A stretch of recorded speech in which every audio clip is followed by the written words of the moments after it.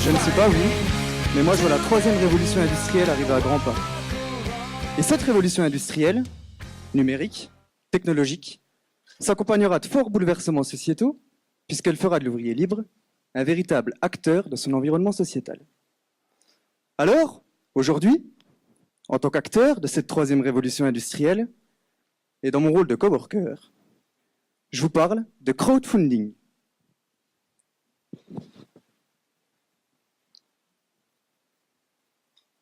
Tout va vite.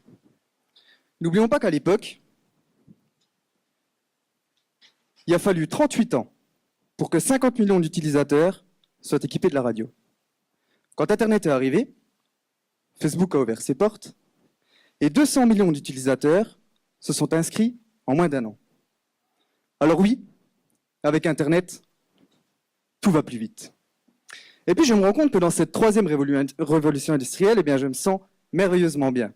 Outre ma Cadillac et mes 3 copines, parce que je suis acteur tout de même, eh bien, je vois des communautés qui innovent, ensemble, connectées aux entreprises et aux bâtisseurs de demain. Et puis, il y a ce type qui vient me voir et qui me dit « Hé, regarde ce que j'ai inventé. Le banquier n'y croit pas. Mais si ça te plaît, tu me donnes 20 € et tu rejoindras les 349 autres têtes qui ont financé le projet. 20 €.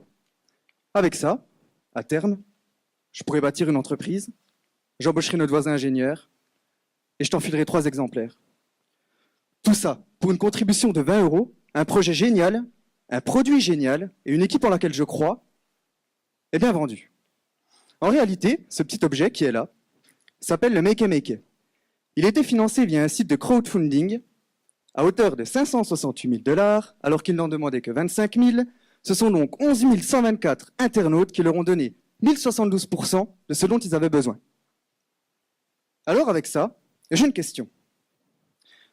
Pensez-vous qu'avec 11 124 financeurs sur le projet, il est une chance de ne pas se vendre?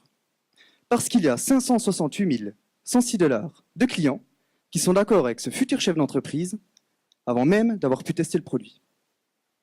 Du coup, ici à Belfort, nous avons imaginé ce que pouvait être une plateforme de crowdfunding à impact local. Les 2 pieds dans le Web 3.0.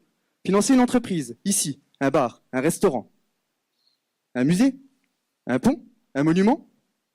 Eh bien, cette plateforme, elle est là, prête à recevoir tous les audacieux, aventuriers modernes de la création. Nous décidons de passer du consommateur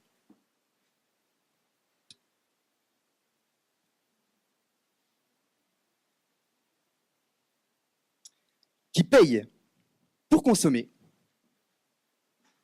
au consommateur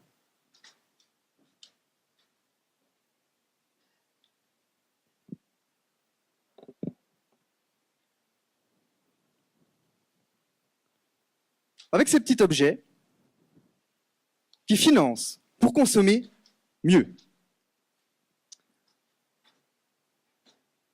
En fait, nous avons désormais le pouvoir d'imaginer, de participer, de propulser et de construire la société dans laquelle nous voulons vivre. Il faut savoir que plus de 1000 transactions commerciales se font chaque jour sur Internet en France.